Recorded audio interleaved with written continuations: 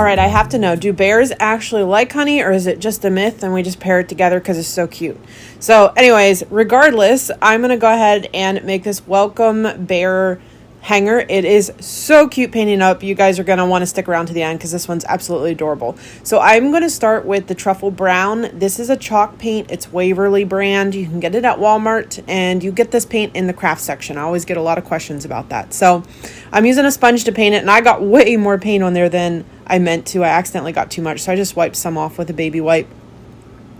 Once it's painted, I'm going to go ahead and make sure everything's dry. Then I'm going to come down and I'm going to paint the little like nose part, and then also the two little hands, or paws, I guess you would say. So I'm going to go ahead and paint those with my sponge. Make sure you paint both of them, and I'm just using one of those little sponges there, and then I'm going to go ahead and sand everything, give it that rustic look. We do send sandpaper with all of our cutouts. Now, we don't send a sanding block. You can get those at Walmart or Lowe's. And I just wrapped a little piece of sandpaper right around it. It works perfectly. So I'm sanding all my little pieces that I just painted. Make sure they're dry first.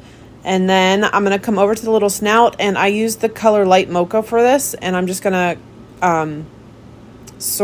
actually, the first color I used I did not like. And then I switched over to light mocha. And I'm going to go ahead and paint that one and make sure it's nice and dry. Then I'm going to sand over that again to give it that rustic look. And now I'm using a roller just to draw on that line. There is an engraving there, but I find the roller helps to just kind of keep it in place when you draw it. And I did use my Sharpie paint effect marker. Next, I'm taking some Dixy antique wax, and I'm just kind of going around the little snout there and my blending tool, just to give it that, again, that rustic antique look. Now I'm going to come in with some white paint. I laid some white paint down on my wax paper, and then I am putting it onto my palette tool. And then I offload a bunch onto the wax paper and then onto my project to give it this cool effect of like sort of like chippy wood. If you're interested in the palette tool or the sponges that I use, even the wire that you see me use at the end of the video, comment favorites and all the information will be sent to your inbox. That's if you're watching on Facebook. If you're watching on YouTube, then I'll put everything in the comments for you. So now I'm going to go ahead and paint the bottom, the sign part, and then also the beehive. I am using the color King's Gold, and it is a little bright here, and you'll see we'll go ahead and dull that down in a minute. And then I'm going to go ahead and paint the entire bee yellow. I find it easier than, doing a yellow stripe and a black stripe. I just pick one color and then paint the other one over top. Next, I'm going to go ahead and sand it down using my sandpaper and sanding block. And then I took a Sharpie extra fine point marker, and I'm using that to just kind of highlight these little beehive, the little markings on the beehive. And then to dull this paint down, anytime you get a color that's like too bright, take a little bit of the Waverly antique wax on a baby wipe and just wipe over it, and you'll see it'll dull it down immediately to give it that rustic look.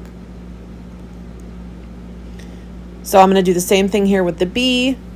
And then I used a Sharpie paint effect marker to add the black stripes on the bee. And I did add a little eye. I don't know if I do that right now, but I do add a little eye then. So then I'm going to go ahead and sand over that. And then again, I'm adding that Waverly antique wax, and you can see I just added that little eyeball. Next, I'm using the color Tuscan Red. You can find this one, I believe, at Walmart. I think this is an apple barrel paint. And I'm just going to do the welcome and the heart in that color. And then the bee wings, of course, I did white. And again, I'm just sanding everything, giving everything a nice sand to give it that rustic look. And I went over everything with my antique wax and my blending tool. If you're interested in the blending tool, just comment crafty and the information will be sent to your inbox. Also, if you're interested in this cutout, comment crafty and it'll be sent to your inbox. If you're on Facebook, if you're on YouTube, I'll go ahead and link everything down below. And then I'm going to go ahead and glue the welcome sign, or the welcome to the sign. And then I'm going to go over this little heart again with some more of that antique wax and just glue that in place. I like to use the stick fast glue. I find it works perfectly for projects like this, for the cutouts especially. And I'm just kind of like playing around with that, getting it how I want it to look. I did dip my pinky into some white paint there at the beginning and just offloaded it and went over it just a little bit for a little texture. And then I'm going around the bear with the Waverly with the Dixy antique wax. Sorry, I get confused between the two waxes sometimes. So I'm going over it with the Dixy antique wax. And then I'm just going to glue the beehive in place. And then I'm going to glue the little pawls in place. Glue both of those on. Or as I like to call them, the bean hands. Some of the projects have those and I call them bean hands. So then I'm going to go ahead and glue the bead together and then glue that in place down below and glue the little snout on. Make sure you have the lines the right way. Do you see how the top line, just look at the picture there and you can see that a little better, how that top line meets. And then I'm going to go ahead and draw some eyes on and go ahead and dry that. And I added a little bit of white to the center of the eyes, just add a little something extra. And then I'm just adding this brown floral wire. Again, if you're watching on Facebook, comment favorites and the information for that wire will be sent to your inbox. If you're interested in this cutout, comment crafty and that information will be sent to your inbox as well. And then I'm going to go ahead and add a little hanger. I'm just using some twine. Now, I should not have tied it this way. I should have tied one ear and then the other because you'll see that loop comes up a little bit. But I'll fix it later. Regardless, it turned out so cute. Let me know what you think and if you plan to give this one a try.